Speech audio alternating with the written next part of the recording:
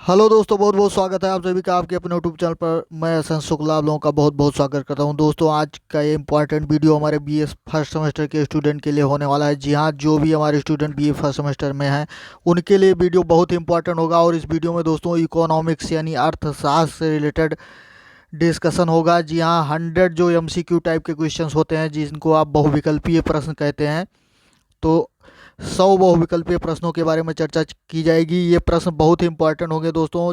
बहुत कई सारी यूनिवर्सिटीज़ हैं कि जिसमें विकल्पीय परीक्षा ही होती है, यानी ऑब्जेक्टिव टाइप का क्वेश्चन आता है, तो उनके लिए तो वीडियो ये बहुत ही ज़्यादा इंपॉर्टेंट है। और जहाँ लिखित परीक्षा होनी है दोस्तों, उनके लिए भी इम्पॉर्टेंट है। इम्पॉर्टेंट इसलिए है क्योंकि इस क्वेश्चंस के माध्यम से, यानी ये क्वेश्चन जो भी हैं बहुविकल्पीय टाइप के जो क्वेश्चन हैं, इनके माध्यम से आप अति लघु उत्तरीय जो आपके 10 क्वेश्चन आने वाले हैं। जी हाँ, आप अपना मॉडल पेपर अगर आपने नहीं देखा है तो मॉडल पेपर का वीडियो देख लीजिएगा, चैनल पर अपलोड है। तो आप उसमें से 10 क्वेश्चन जो आते हैं, 10 क्वेश्चन अति लघु उत्तरीय होते हैं, यानी जिनका आंसर केवल 50 शब्दों में देना होता है। एकदम निश्चित उत्तरीय टाइप के प्रश्न होते हैं, तो उनको आप इससे तैयार कर सकते हैं। चूँकि इसी से रिलेटेड उसमें रहेगा, तो जहाँ यहाँ आपको एक विकल्प पर टिक करना है, वही विकल्प आप एक सेंटेंस में लिख देंगे, आपका वो आंसर हो जाएगा। तो कहने का मतलब कि दोनों के लिए बहुत ही इंपॉर्टेंट है वीडियो।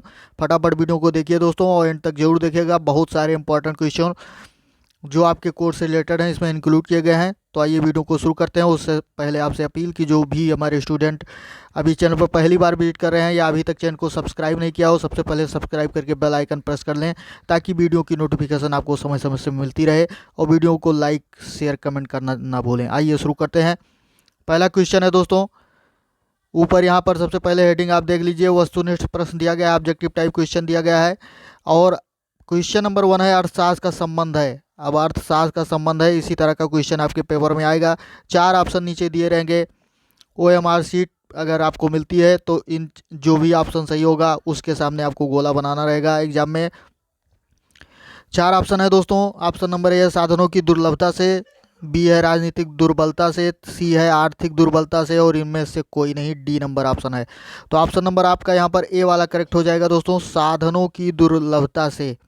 अर्थशास्त्र का संबंध किससे है? साधनों की दुर्लभता से है। आगे देखते हैं अगला क्वेश्चन। अर्थशास्त्र में दुर्लभता का विचार जो है किसने व्यक्त किया? जी हाँ, अर्थशास्त्र में दुर्लभता का विचार किसने व्यक्त किया है? मार्शल ने, रॉबिन्स ने, या कीन्स ने, या पीगू ने? तो चारों ऑप्शन में से दोस्तों ऑप्शन नंबर बी आपका करेक्ट है, रॉबिन्सन ने ये विचार प्रस्तुत किया था। अगला क्वेश्चन है अर्थशास्त्र वह कुछ है जो अर्थशास्त्री करते हैं। जी हाँ, ये बात कि अर्थशास्त्र वह कुछ है जो अर्थशास्त्री करते हैं, ये कथन किसका है? जी हाँ, अर्थशास्त्र की ये परिभाषा किसने दी है? बहुत इंपॉर्टेंट क्वेश्चन है दोस्तों। जैकब ने, जैकब का कथन है, पीगू का है, कि कीन्स का है, कि रॉबिन्स का है? चारों में से कौन सा सही है दोस्तों? तो चारों में से ऑप्शन नंबर आपका ए करेक्ट है। ये कथन किसका है? जैकब साहब का है। आगे देखते हैं दोस्तों अगला क्वेश्चन कौन सा इंपॉर्टेंट क्वेश्चन है। क्वेश्चन है समय और साधन है। जी हाँ, समय और साधन है क्या चीज़ है? अनुपयोगी है, दुर्लभ है, या निंदनीय है, या अनुपलब्ध हैं? तो चारों में से कौन सा ऑप्शन सही है दोस्तों? समय और साधन क्या है दोस्तों? दुर्लभ है। क्या है? दुर्लभ है। ऑप्शन नंबर आपका यहाँ पर बी करेक्ट हो जाएगा। कौन सा ऑप्शन दोस्तों? बी वाला करेक्ट आंसर रहेगा। अगला क्वेश्चन है अवसर लागत है। अवसर लागत क्या चीज़ है? चयनित अवसर की लागत है, या वैकल्पिक वैकल्पिक त्याग की लागत है, या केवल वस्तु की लागत है, या ए और बी दोनों सही हैं? तो ऑप्शन नंबर आपका बी सही रहेगा दोस्तों, बी वाला। जी हाँ, वैकल्पिक त्याग की लागत है। क्या है? अवसर लागत क्या है दोस्तों? वैकल्पिक त्याग की लागत है। अगला क्वेश्चन देखते हैं, क्वेश्चन नंबर आगे रहेगा। अगला क्वेश्चन है गेंद व बल्ला। जी हाँ, गेंद व बल्ला किस प्रकार की मांग का उदाहरण है? अब मांग का उदाहरण, मांग किस प्रकार की मांग का उदाहरण है गेंद और बल्ला दोस्तों? तो संयुक्त मांग है, पूरक मांग है, व्युत्पन्न मांग है, या तिरछी मांग है? तो ऑप्शन नंबर ए आपका करेक्ट आंसर है, संयुक्त मांग है। जी हाँ, गेंद व बल्ला ये संयुक्त मांग है, दोनों एक साथ रखेंगे तभी दोनों का काम चलेगा। आगे देखते हैं निकृष्ट वस्तुओं की मांग एवं आय में। जी हाँ, अगला क्वेश्चन है निकृष्ट वस्तुओं की मांग एवं आय में संबंध पूछ रहा है। किस तरह का संबंध? धनात्मक संबंध होता है, ऋणात्मक संबंध होता है, प्रत्यक्ष संबंध, या कोई संबंध नहीं होता है? 4 ऑप्शन, चारों में से ऑप्शन नंबर आपका ए करेक्ट है दोस्तों। कौन सा ऑप्शन? ए करेक्ट है। निकृष्ट वस्तुओं की मांग एवं आय में क्या होता है, धनात्मक संबंध होता है। नेक्स्ट क्वेश्चन, जब कीमत बढ़ती है, जी हाँ, जब कीमत बढ़ती है तो क्या होता है, ये आपको बताना है। चार ऑप्शन यहाँ पर दिए गए हैं, चारों में से कौन सा सही रहेगा। पूर्ति बढ़ती है, पूर्ति घटती है, पूर्ति सामान्य रहती है, सभी सही हैं। कौन सा ऑप्शन करेक्ट होगा दोस्तों, यहाँ पर आपका ए करेक्ट हो जाएगा। कौन सा ऑप्शन दोस्तों, जब कीमत बढ़ती है तो पूर्ति बढ़ती है। ऑप्शन नंबर ए आपका करेक्ट रहेगा। नेक्स्ट क्वेश्चन देखते हैं, पूर्ति वक्र का ढलान कैसा होता है। जी हाँ, पूर्ति वक्र जो बनाया जाता है उसका ढलान कैसा होता है, यानी नीचे आते वक्त ऋणात्मक, धनात्मक, सहयोगात्मक या लाभ पर, चारों में से कौन सा करेक्ट आंसर रहेगा दोस्तों। तो पूर्ति वक्र का जो ढलान जो होता है वो क्या होता है, धनात्मक होता है, यानी ऑप्शन नंबर बी आपका करेक्ट हो जाएगा। नेक्स्ट क्वेश्चन है, आवश्यकताओं को संतुष्ट करने की शक्ति कहलाती है, क्या कहलाती है दोस्तों।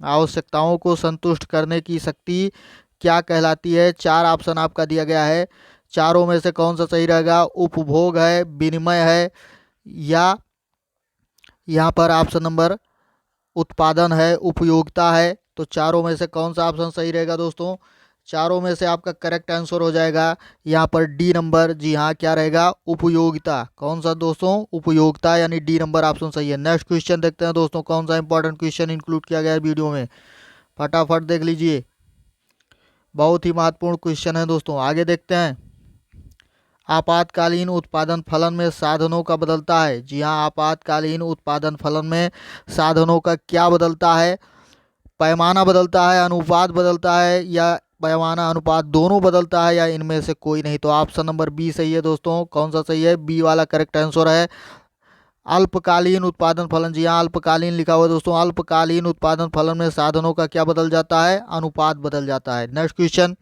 पैमाने का विचार अति अल्पकालीन है, अल्पकालीन है, दीर्घकालीन है, या सी ये सभी है, तीनों सही है। तो तीनों, ये चारों ऑप्शन में से कौन सा करेक्ट होगा दोस्तों, तो ये सी वाला ऑप्शन आपका करेक्ट हो जाएगा, दीर्घकालीन है। जी हाँ, पैमाने का विचार क्या है, दीर्घकालीन है। नेक्स्ट क्वेश्चन देखते हैं,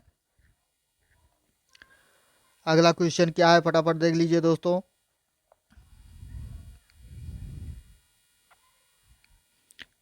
अगला क्वेश्चन है, निम्नलिखित में से कौन उत्पादन तथा उपयोगिता सृजन की विधि है। जी हाँ, निम्नलिखित में से कौन उत्पादन तथा उपयोगिता सृजन की विधि है। स्वरूप में परिवर्तन द्वारा, स्थान परिवर्तन द्वारा, समय परिवर्तन द्वारा, या ये सभी। तो यहाँ पर ऑप्शन नंबर डी आपका करेक्ट रहेगा दोस्तों। जी हाँ, निम्नलिखित में उत्पादन और उपयोगिता सृजन की विधि क्या है, स्वरूप में परिवर्तन, स्थान परिवर्तन, समय परिवर्तन, तीनों करेक्ट है। नेक्स्ट क्वेश्चन, अगला क्वेश्चन देखते हैं, किसी भी फर्म का उत्पादन उत्पत्ति के साधन का फलन है और यदि गणितीय रूप से रख जाएं तो उसे उत्पादन फलन कहते हैं। यह कथन निम्नलिखित में किसका है। जी हाँ, ये परिभाषा किसने दी है कि किसी भी फर्म का उत्पादन उत्पत्ति के साधन का फलन है और यदि गणितीय रूप से रख जाए तो उसे उत्पादन फलन कहते हैं। उत्पादन फलन की परिभाषा किसने दी, प्रोफेसर सिटोस्की, या सैमुअल्सन, या कार्ल डगलस, या इनमें से कोई नहीं। तो यहाँ पर आपका ऑप्शन नंबर करेक्ट हो जाएगा, ए वाला। जी हाँ, प्रोफेसर सिटोवस्की ने ये परिभाषा दी है। नेक्स्ट क्वेश्चन, किसी वस्तु के उत्पादन से संबंधित है। जी हाँ, किसी वस्तु के उत्पादन से क्या चीज़ संबंधित है दोस्तों, भूमि संबंधित है, श्रम संबंधित है, पूंजी संबंधित है, या ये सभी संबंधित हैं। तो जाहिर सी बात है, आप समझ गए होंगे कि किसी वस्तु के उत्पादन से भूमि की भी ज़रूरत है, श्रम और पूंजी सब की ज़रूरत है। तो इसका मतलब ऑप्शन नंबर डी करेक्ट रहेगा, ये सभी। नेक्स्ट क्वेश्चन है, ऋणात्मक प्रतिफल की अवस्था में, चार ऑप्शन, स्थिर साधन की सीमांत उत्पादकता ऋणात्मक होती है, परिवर्तनशील साधन की सीमांत उत्पादकता ऋणात्मक होती है, या ए व बी दोनों सही हैं, या उपर्युक्त में से कोई सही नहीं है। चार ऑप्शन, चारों में से आपको बताना है। तो ऑप्शन नंबर यहाँ पर बी करेक्ट हो जाएगा दोस्तों, परिवर्तनशील साधन की सीमांत उत्पादकता ऋणात्मक होती है। नेक्स्ट क्वेश्चन, कौन सा नियम उत्पत्ति ह्रास नियम पर आधारित है। उत्पत्ति ह्रास नियम पर कौन सा नियम आधारित है, माल्थस का जनसंख्या सिद्धांत, या रिकार्डो का लागत सिद्धांत, या सीमांत उत्पादकता सिद्धांत, या ये सभी। तो चारों में से कौन सा करेक्ट है दोस्तों, यहाँ पर ऑप्शन नंबर डी हो जाएगा, ये सभी। जी हाँ, कौन सा नियम उत्पत्ति ह्रास नियम पर आधारित है, माल्थस का जनसंख्या सिद्धांत, रिकार्डो का लागत सिद्धांत और सीमांत उत्पादकता का सिद्धांत, ये सारे जो हैं वो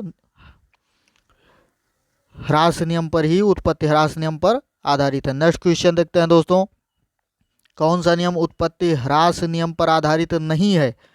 ऊपर के क्वेश्चन का विलोम है ये। माल्थस का जनसंख्या सिद्धांत, तो जाहिर सी बात है उसमें था रिकार्डो का लगान सिद्धांत, फिर सीमांत उत्पादकता सिद्धांत या पैमाने के घटते प्रतिफल। तो कौन सा नियम उत्पत्ति ह्रास नियम पर आधारित नहीं है, ये आपको बताना है। तो ऑप्शन नंबर डी ही करेक्ट हो जाएगा दोस्तों, बाकी तो सब उसमें थे। तो पैमाने के घटते प्रतिफल, यही ऑप्शन करेक्ट है। नेक्स्ट क्वेश्चन है, ह्रस्वमान प्रति इकाई उत्पादन का अर्थ है उत्पत्ति वृद्धि, घटती लागत, उत्पत्ति या उत्पत्ति ह्रास। तो इसमें ऑप्शन नंबर आपका ए करेक्ट रहेगा, उत्पत्ति वृद्धि। नेक्स्ट क्वेश्चन देखते हैं दोस्तों, अगला क्वेश्चन क्या है इंपॉर्टेंट।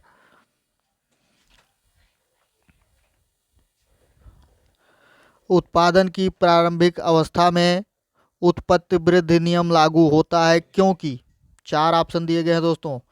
ऐसा क्यों होता है, यहाँ पर देखते हैं। हाँ, आधा में वृद्धि होती है, पूंजीगत सामान नया होता है, या उत्पादन में आने वाली व्यवधान अनुपस्थित होते हैं, या पैमाने की मितव्यताएं प्राप्त होती हैं। तो चारों में से ऑप्शन नंबर डी आपका करेक्ट रहेगा दोस्तों, पैमाने की मितव्यताएं प्राप्त होती हैं। नेक्स्ट क्वेश्चन,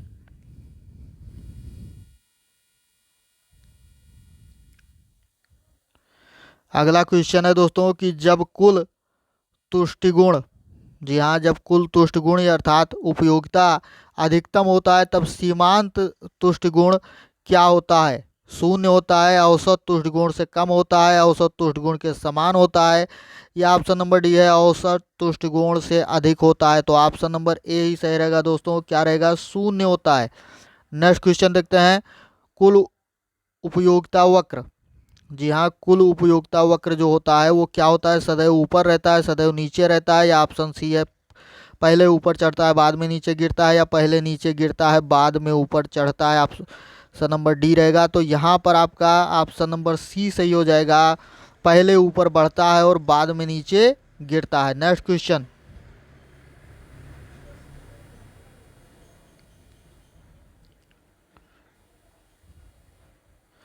क्रमागत उपयोगिता ह्रास नियम को सर्वप्रथम किस अर्थशास्त्री ने प्रस्तुत किया? ये यहाँ पर पूछा जा रहा है, आपको बताना है। चार ऑप्शन यहाँ पर दिए गए हैं, मार्शल ने, गोसेन ने, या पीगू ने, या रॉबर्टसन ने। तो ऑप्शन नंबर यहाँ आपका रहेगा बी वाला करेक्ट, गोसेन ने प्रस्तुत किया था दोस्तों। किसने? गोसेन ने। नेक्स्ट क्वेश्चन, जब सीमांत तुष्टिगुण शून्य होता है तब क्या होता है? कुल तुष्टिगुण अधिकतम होता है, कुल तुष्टिगुण न्यूनतम होता है, या कुल तुष्टिगुण सीमांत तुष्टिगुण के बराबर होता है, या कुल तुष्टिगुण सीमांत तुष्टिगुण से कम होता है? तो ऑप्शन नंबर ए यहाँ पर करेक्ट रहेगा दोस्तों, कुल तुष्टिगुण अधिकतम होता है। नेक्स्ट क्वेश्चन,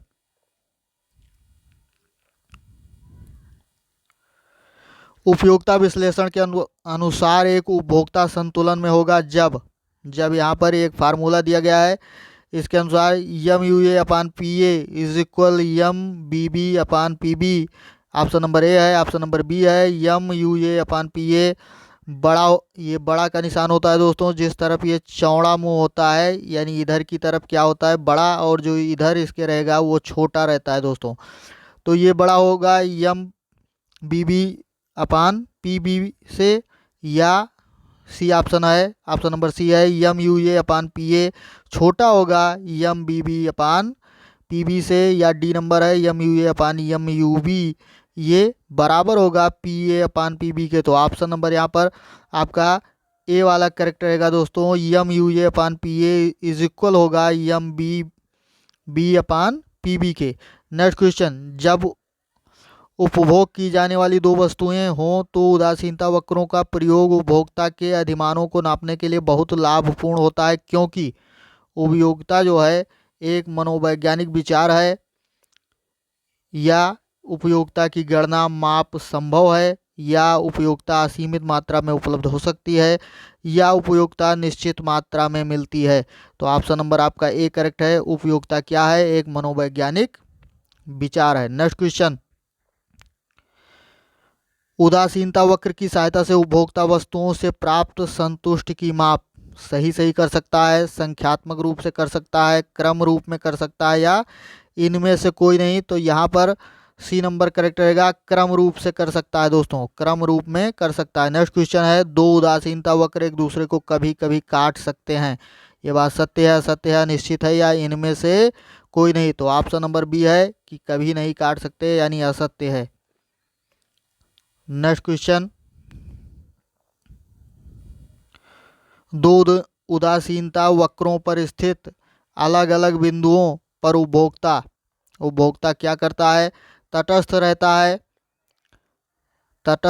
है, या तटसी नहीं रह सकता, या समान संतुष्टि प्राप्त करता है, या इनमें से कोई नहीं। तो ऑप्शन नंबर यहाँ पर बी करेक्ट है दोस्तों, तटसी नहीं रह सकता। नेक्स्ट क्वेश्चन है, दो उदासीनता वक्र का एक दूसरे को कभी नहीं काट सकते, ये बात सत्य है, असत्य है, अनिश्चित है, या इनमें से कोई नहीं। क्वेश्चन ऑप्शन नंबर ए है दोस्तों, एक दूसरे को कभी नहीं काट सकते। तो ये बात क्या है, यहाँ पर सही है। नेक्स्ट क्वेश्चन देखते हैं,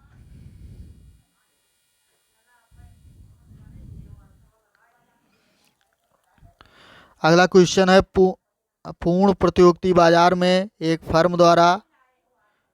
फर्म द्वारा जिस मांग वक्र का सामना किया जाता है वह क्या होता है? तो चार ऑप्शन दिया गया है दोस्तों, वह क्या होता है इसको देखते हैं। पूर्णता बेलोचदार होता है, या पूर्णता लोचदार होता है, या बाएं से दाएं ओर की ओर झुकता है, या उपर्युक्त में से कोई नहीं। तो ऑप्शन नंबर आपका बी रहेगा दोस्तों, यहाँ पर करेक्ट हो जाएगा। ऑप्शन नंबर बी जो है ये आपका करेक्ट आंसर हो जाएगा, यानी पूर्णता क्या होता है? लोचदार होता है। क्या होता है दोस्तों? पूर्णता लोचदार होता है। तो ऑप्शन नंबर बी आपका करेक्ट आंसर रहेगा। नेक्स्ट क्वेश्चन है, प्रति इकाई लाभ है। जी हाँ, प्रति इकाई लाभ जो है वो क्या है? एमआर एवं एमसी का अंतर है, या एमबी एवं एसी का अंतर है, या एआर एवं एसी का अंतर है, या एआर एवं एमआर का अंतर है। तो ये आपको बताना है। तो यहाँ पर सी वाला करेक्ट आंसर है दोस्तों, एआर एवं एसी का अंतर है। नेक्स्ट क्वेश्चन, पूर्ण प्रतियोगिता बाजार में एक फर्म का संतुलन उस बिंदु पर होती है जहां डी इज इक्वल एस, या M C is equal M R, या A C is equal M C is equal A R is equal M R, या ए आर बड़ा है ए सी से। तो चार ऑप्शन, चारों में से सी वाला करेक्ट है दोस्तों। क्या होता है? पूर्ण प्रतियोगिता बाजार में एक फर्म का संतुलन क्या होता है? उस बिंदु पर होता है कि जहां ए सी बराबर हो एम सी के, बराबर हो ए आर के, बराबर हो एम आर के, यानी सब बराबर हो। नेक्स्ट क्वेश्चन, एक दी हुई कीमत पर उद्योग साम्य की स्थिति में होगा। एक दी हुई कीमत पर उद्योग साम्य की स्थिति में होगा जब क्या होगा कि डी बराबर होगा यस के, डी बड़ा होगा यस से, या डी छोटा होगा यस से, या इनमें से कोई नहीं। तो ऑप्शन नंबर ए है दोस्तों, साम्य की स्थिति तब होगी कि जब डी बराबर यस होगा। नेक्स्ट क्वेश्चन, दीर्घ काल में एक उद्योग साम्य की स्थिति में तब होगा जब कुल उत्पादन बढ़े, कुल उत्पादन घटे, कुल उत्पादन स्थिर रहे, या इनमें से कोई नहीं। तो ऑप्शन नंबर यहाँ पर सी रहेगा सही दोस्तों, कुल उत्पादन स्थिर रहे। नेक्स्ट क्वेश्चन,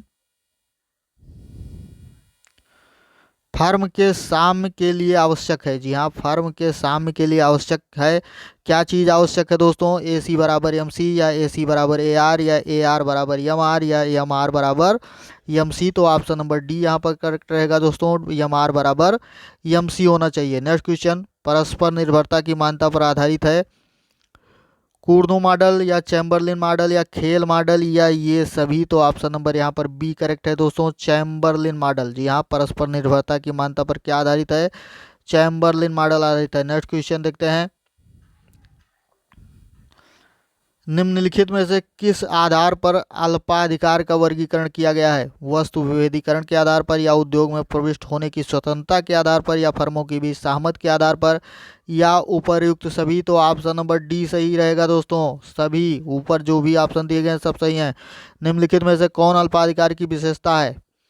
परस्पर निर्भरता, मांग वक्र की अनिश्चितता, या फर्मों की परस्पर विरोधी अभिवृत्तियां, या उपर्युक्त सभी। तो यहाँ पर भी उपर्युक्त सभी होगा, यानी ऑप्शन नंबर डी करेक्ट रहेगा। नेक्स्ट क्वेश्चन, कूर्नो के मॉडल में निम्नलिखित में से कौन सी विशेषता सम्मिलित नहीं है? ऑप्शन नंबर ये है, प्रत्येक उत्पादक अपनी वस्तु के मांग वक्र से परिचित नहीं है। जी हाँ दोस्तों, यहाँ पर क्या लिखा हुआ है? परिचित नहीं है, यहाँ परिचित हो जाएगा। नेक्स्ट ऑप्शन है, उत्पादन की लागत शून्य है, या आगे देखते हैं,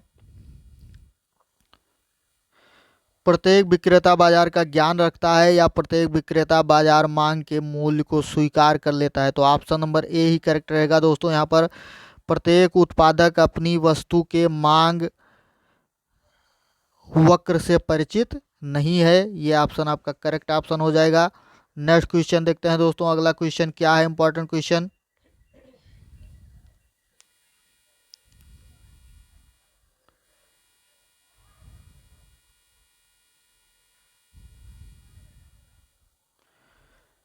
अगला क्वेश्चन है, अपूर्ण प्रतियोगिता का विचार प्रस्तुत करने में से सही विकल्प चुनिए। जी हाँ, अपूर्ण प्रतियोगिता का विचार प्रस्तुत करने में से सही विकल्प चुनिए। चैम्बरलेन या जॉन रॉबिन्सन या बामोल या सैमुअल्सन। तो चारों में से ऑप्शन बी है, यानी अपूर्ण प्रतियोगिता का विचार किसने प्रस्तुत किया? जॉन रॉबिन्सन ने। नेक्स्ट क्वेश्चन, अपूर्ण प्रतियोगिता में बाजार का सबसे प्रमुख रूप है क्रयाधिकार या द्वयाधिकार या अल्पाधिकार या एकाधिकार। तो ऑप्शन नंबर सी करेक्ट रहेगा दोस्तों, अल्पाधिकार। नेक्स्ट क्वेश्चन देखते हैं, एकाधिकारी प्रतियोगिता में फर्म का अल्पकालीन संतुलन का न्यूनतम बिंदु वहां पर होता है जहां, कहाँ होता है दोस्तों? P बराबर यस एम सी, P बराबर यस ए एस, या आगे देखते हैं क्या है, एम आर बराबर एम सी, या P बराबर ए वी सी। तो ऑप्शन नंबर सी करेक्ट है दोस्तों, एम आर बराबर एम सी। नेक्स्ट क्वेश्चन, अपूर्ण प्रतियोगिता में प्रत्येक फर्म को अधिकतम लाभ प्राप्त होता है, इसके लिए आवश्यक है एम सी बड़ा हो एम आर से, एम सी बराबर एम आर हो, या एम सी छोटा हो एम आर से, या इनमें से कोई नहीं। तो यहाँ पर ऑप्शन नंबर आपका बी करेक्ट रहेगा दोस्तों, एम सी बराबर एम आर यहाँ भी होना चाहिए। नेक्स्ट क्वेश्चन,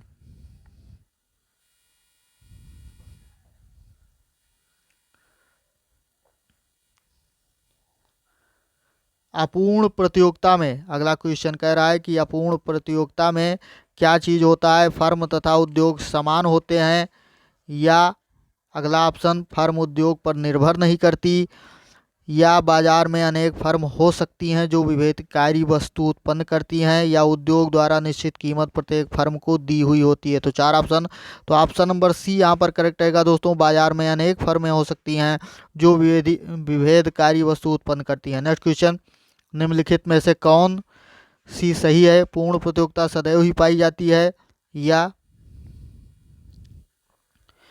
एकाधिकारी के अंतर्गत फर्म का मांग वक्र पूर्णतया बेलोजदार होता है, या अपूर्ण प्रतियोगिता संभव, या उपर्युक्त में से कोई नहीं। तो ऑप्शन नंबर यहाँ पर सी है कि अपूर्ण प्रतियोगिता संभव, ये आपका करेक्ट आंसर हो जाएगा। नेक्स्ट क्वेश्चन है, अपूर्ण प्रतियोगिता बाजार में निम्नलिखित स्थितियों में कब पाई जाती है? अपूर्ण प्रतियोगिता दोस्तों बाजार में कब पाई जाती है, किन स्थिति में? चार ऑप्शन, यदि एक रूप वस्तुएं की जाती हों, यदि एक रूप वस्तुएं उत्पादित ना की जाती हों, या बाजार की संपूर्ण जानकारी हो, या फर्मों का स्वतंत्र प्रवेश एवं निकास हो। तो चारों ऑप्शन में से ऑप्शन नंबर बी करेक्ट है दोस्तों, यदि एक रूप वस्तुएं उत्पादित ना की जाती हों। नेक्स्ट क्वेश्चन, अपूर्ण प्रतियोगिता के अंतर्गत एक फर्म के लिए अपनी वस्तु की मांग रेखा अर्थात औसत आगम यानी ए आर जो है, रेखा नीचे की ओर गिरती हुई रेखा होती है। दूसरे शब्दों में प्रत्येक व्यक्तिगत विक्रेता के लिए मांग बहुत अधिक लोचदार होती है।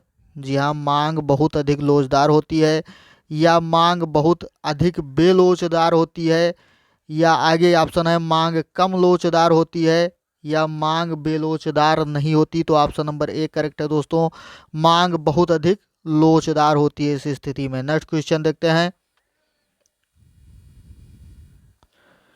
कह रहा कि निम्नलिखित में से कौन सा कथन सत्य है? जी हाँ, निम्नलिखित में से कौन सा कथन सत्य है? साधन कीमत प्रभाव बराबर उत्पादन प्रभाव प्लस है तकनीकी प्रतिस्थापन प्रभाव, या अगला ऑप्शन है तकनीकी प्रतिस्थापन प्रभाव बराबर साधन कीमत प्रभाव प्लस उत्पादन प्रभाव, या उत्पादन प्रभाव बराबर साधन कीमत प्रभाव या तकनीकी प्रतिस्थापन प्रभाव या उपर्युक्त सभी असत्य हैं। तो सभी तो असत्य नहीं है दोस्तों, ऑप्शन नंबर ए आपका करेक्ट है। इसलिए साधन कीमत प्रभाव बराबर उत्पादन प्रभाव प्लस तकनीकी प्रतिस्थापन प्रभाव, यही आपका करेक्ट आंसर है। नेक्स्ट क्वेश्चन, अनुपात एवं पैमाना का विचार क्रमशः संबंधित है किससे? अल्पकाल से, अल्पकाल से, क्या अल्पकाल दीर्घकाल या दीर्घकाल अल्पकाल या दीर्घकाल दीर्घकाल? तो चारों में से कौन सा करेक्ट आंसर है दोस्तों? चारों में से आपका करेक्ट आंसर है यहाँ पर बी वाला, अल्पकाल दीर्घकाल। किससे संबंधित है दोस्तों? अल्पकाल दीर्घकाल से। नेक्स्ट क्वेश्चन है, उत्पादन का अधिकतम लाभ किस घटक पर निर्भर करता है? साधनों की भौतिक उत्पादकता या साधन कीमत रेखा या ये व बी दोनों या इनमें से कोई नहीं? तो ऑप्शन नंबर सी आपका करेक्ट है, ए बी दोनों पर आधारित होता है। नेक्स्ट क्वेश्चन है, उत्पत्ति के साधन पूर्ण स्थानापन्न नहीं होते जिसके कारण सीमांत उत्पादन में क्या होता है? कमी होती है, वृद्धि या कोई परिवर्तन नहीं होता, या इसका सीमांत उत्पादन से कोई संबंध नहीं है? तो ऑप्शन नंबर ए है दोस्तों, क्या होता है? कमी होती है। नेक्स्ट क्वेश्चन, सार्वजनिक वस्तु है, जी हाँ, सार्वजनिक वस्तु क्या होती है? पार्क है, गैस चूल्हा है, क्रिकेट बैट है, या ये सभी हैं? तो सार्वजनिक वस्तु आप समझ गए होंगे दोस्तों, क्या होता है कि जहाँ पर सबका अधिकार हो। तो पार्क, गैस चूल्हा, क्रिकेट बैट, ये सभी तो नहीं हो सकते, क्योंकि गैस चूल्हा और क्रिकेट बैट किसी व्यक्ति स्पेशल का रहेगा। पार्क जो है वो सबके लिए होता है, तो सार्वजनिक वस्तु क्या है? पार्क है। नेक्स्ट क्वेश्चन, कोष प्रमेय से अपेक्षा की जाती है, कोष प्रमेय से क्या अपेक्षा की जाती है दोस्तों? संपत्ति अधिकार सुपरिभाषित हो, शामिल लोगों की संख्या कम ना हो, या सौदागारी लागतें बहुत कम हो, या ये सभी? तो ऑप्शन नंबर डी करेक्ट है दोस्तों, ये सभी की अपेक्षा की जाती है। नेक्स्ट क्वेश्चन, निम्नलिखित में से कौन बाजार की विफलता का कारण है? वाहिताएं, सार्वजनिक वस्तुएं, बाजार नियंत्रण, या ये सभी? तो यहाँ पर भी आपका ये सभी हो जाएगा।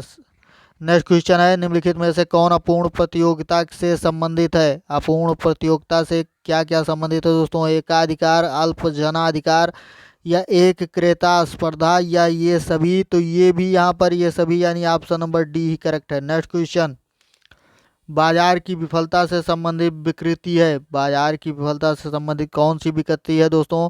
एकाधिकार शक्ति में वृद्धि, कीमत सीमा निर्धारण, न्यूनतम मजदूरी नियमन, या ये सभी? तो यहाँ पर भी आपका ये सभी, यानी डी नंबर करेक्ट आंसर।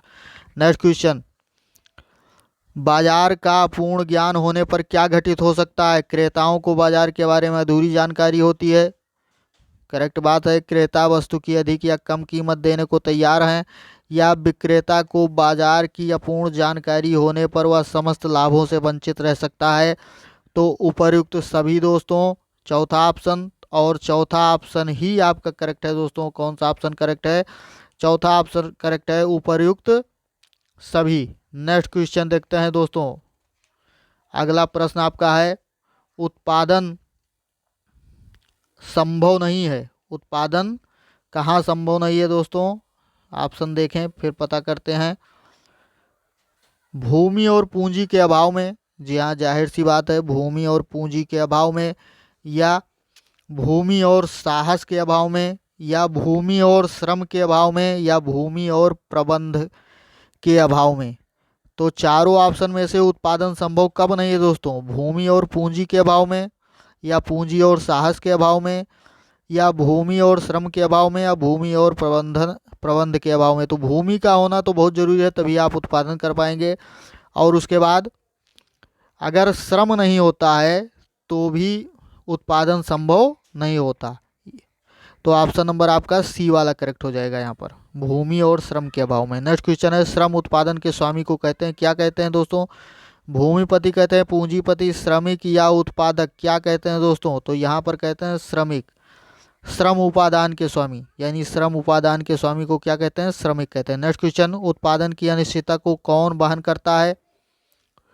उत्पादन की अनिश्चितता को कौन वहन करता है? भूस्वामी, उद्यमी यानी साहसी जो है, या श्रमिक, या इनमें से कोई नहीं? तो ऑप्शन नंबर बी यहाँ पर करेक्ट है दोस्तों, उत्पादन की अनिश्चितता को कौन वहन करता है? उद्यमी।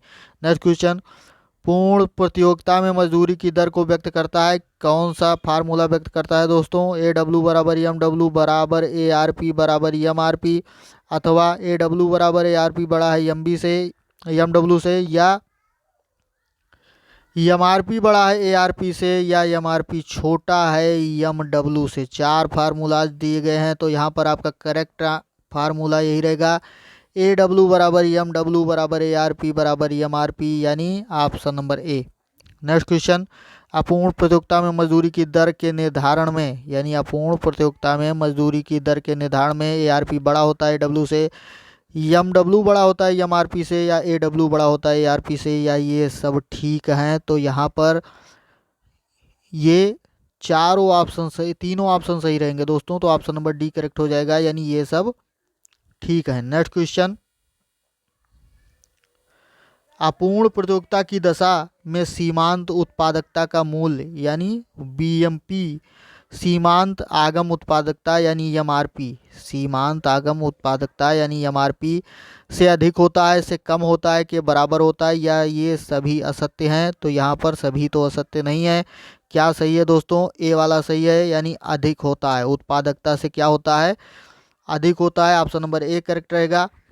नेक्स्ट क्वेश्चन देखते हैं दोस्तों, क्या है कि लगान की सर्वप्रथम एक स्पष्ट व संतोषजनक व्याख्या किसने दी? जी हाँ, लगान की सबसे स्पष्ट या संतोषजनक व्याख्या किसने दी? एडम स्मिथ ने, मार्शल ने, रिकार्डो ने, या JS मिल ने? तो ऑप्शन नंबर यहाँ पर ए करेक्ट रहेगा दोस्तों, एडम स्मिथ ने ही लगान की सबसे संतोषजनक एवं स्पष्ट व्याख्या सबसे पहले उन्होंने ही दी थी। नेक्स्ट क्वेश्चन है, हाँ यहाँ पर एक मिनट दोस्तों, एक मिनट रुकिए, यहाँ पर एडम स्मिथ नहीं, यहाँ पर सी वाला सही है दोस्तों, रिकार्डो। जी हाँ, रिकार्डो ने, ए वाला गलत ऑप्शन है। रिकार्डो ने ही सबसे पहले लगान की जो है स्पष्ट या संतोषजनक व्याख्या की थी। नेक्स्ट क्वेश्चन देखते हैं, निम्नलिखित में से किस अर्थशास्त्री का नाम आधुनिक सिद्धांत से जुड़ा है? कौन से अर्थशास्त्री का जो नाम है वो आधुनिक सिद्धांत से जुड़ा है? मार्शल का, पीगू का, रॉबर्टसन का, या आगे देखते हैं क्या है, श्रीमती जॉन रॉबिन्सन का। तो चारों में से कौन सा सही है दोस्तों? तो चारों में से यहाँ पर डी सही है, आधुनिक सिद्धांत जो है वो श्रीमती जॉन रॉबिन्सन से जुड़ा हुआ है। नेक्स्ट क्वेश्चन है, आभास लगान के प्रतिपादक हैं, आभास लगान के प्रतिपादक कौन हैं? बोल्डिंग हैं, या एडम स्मिथ हैं, या रिकार्डो हैं, या मार्शल हैं? तो ऑप्शन नंबर यहाँ पर डी वाला करेक्ट है, आभास लगान के प्रतिपादक कौन है? मार्शल हैं। नेक्स्ट क्वेश्चन देखते हैं, आभास लगान जो है वो TR-TC है, TR-TC है, या AC-AVC है, या TR-TBC है, या P-AC है? तो यहाँ पर कौन सा सही है दोस्तों? यहाँ पर आपका ऑप्शन नंबर सी सही रहेगा, TR-TBC। नेक्स्ट क्वेश्चन देखते हैं, परेटो का कल्याणकारी विचार आधारित है। जी हाँ, परेटो का कल्याणकारी विचार जो है वो किस पर आधारित है? गणनावाचक विश्लेषण पर, या क्रमवाचक विश्लेषण पर, या ये भी दोनों पर, या इनमें से किसी पर नहीं? तो ऑप्शन नंबर बी सही है दोस्तों, क्रमवाचक विश्लेषण पर। नेक्स्ट क्वेश्चन देखते हैं, कल्याणकारी अर्थशास्त्र का संबंध है आर्थिक नीतियों की जांच से, आर्थिक नीतियों नियमों के विश्लेषण से, या आर्थिक उदयनीयता से, या इन सभी से? तो ऑप्शन नंबर यहाँ पर करेक्ट हो जाएगा, सी वाला दोस्तों, आर्थिक दयनीयता से। नेक्स्ट क्वेश्चन है, परेटो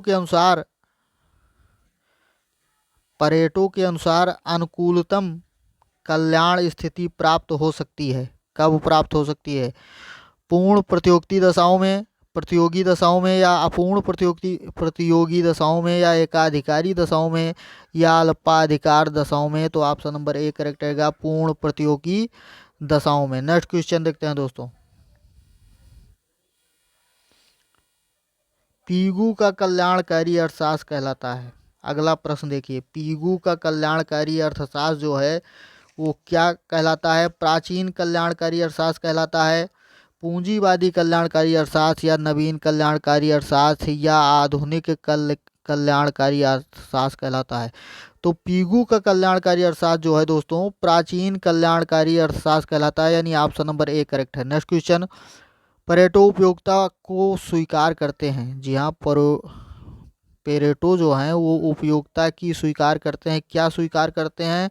संख्यात्मक माप, क्रियात्मक माप या ए बी दोनों स्वीकार करते हैं, या इनमें से किसी को स्वीकार नहीं करते हैं? तो ऑप्शन नंबर आपका बी सही रहेगा दोस्तों, क्रियात्मक माप को स्वीकार करते हैं। नेक्स्ट क्वेश्चन है, कल्याणकारी विश्लेषण का पुनर्निर्माण किसने किया? निकोलस काल्डोर ने, जे.आर. हिक्स ने, साइटोवस्की ने, या इनमें से किसी ने नहीं? तो ऑप्शन नंबर यहाँ पर आपका करेक्ट हो जाएगा, कल्याणकारी विश्लेषण का पुनर्निर्माण जो है इनमें से किसी ने नहीं किया है, तीनों में से। तो ये आपका डी वाला करेक्ट हो जाएगा। नेक्स्ट क्वेश्चन देखते हैं, छत पूर्ति सिद्धांत किसने दिया? जी हाँ, छत पूर्ति सिद्धांत जो है वो किसने दिया है? काल्डोर, हिक्स ने, एडम स्मिथ ने, मार्शल ने, या पीगू ने दिया है? तो ऑप्शन नंबर यहाँ पर ए वाला ही करेक्ट है दोस्तों, काल्डोर हिक्स ने छत पूर्ति का सिद्धांत दिया है। नेक्स्ट क्वेश्चन है, समाज कल्याण फलन प्रस्तुत किया है, यानी समाज कल्याण फलन किसने प्रस्तुत किया? वर्गसन ने, सैमुअल्सन ने, टिटनर ने, या इन सभी ने? तो ऑप्शन नंबर यहाँ पर समाज कल्याण फलन जो है सभी ने प्रस्तुत किया है दोस्तों, डी वाला करेक्ट है। नेक्स्ट क्वेश्चन, इसमें अर्थशास्त्र नहीं है। किसमें अर्थशास्त्र नहीं है दोस्तों? वर्गसन, इनमें अर्थशास्त्र नहीं है। वर्गसन में टिटनर या एरे या इरावती कर्वे? तो ऑप्शन नंबर यहाँ पर डी सही है दोस्तों, अर्थशास्त्र। क्या अर्थशास्त्री नहीं है यहाँ पर? इसमें क्या होना चाहिए? अर्थशास्त्री नहीं है। कौन अर्थशास्त्री नहीं है दोस्तों? वर्गसन, टिटनर, एरे या इरावती कर्वे? तो इरावती कर्वे ही यहाँ पर करेक्ट आंसर है। नेक्स्ट क्वेश्चन है, सामाजिक कल्याण फलन अवधारणा है। सामाजिक कल्याण फलन जो है ये अवधारणा है किस चीज़ की? अर्थशास्त्र की, कल्याणकारी अर्थशास्त्र की, या नव कल्याणकारी अर्थशास्त्र की, या समाजशास्त्र की? तो ऑप्शन नंबर सी करेक्ट है दोस्तों, नव कल्याणकारी अर्थशास्त्र की। जी हाँ, सामाजिक कल्याण फलन अवधारणा किसकी है दोस्तों? नव कल्याणकारी अर्थशास्त्र की। तो ये बहुत इंपॉर्टेंट क्वेश्चन है दोस्तों इस वीडियो में जो इंक्लूड किए गए, आपके लिए बहुत ही इंपॉर्टेंट रहेंगे। वीडियो को लाइक शेयर कमेंट जरूर करें दोस्तों, अगर जानकारी अच्छी लगी हो। जुड़े रहिए हमारे साथ, चैनल को सब्सक्राइब करिए। मिलते हैं अगले वीडियो में। धन्यवाद, जय हिंद।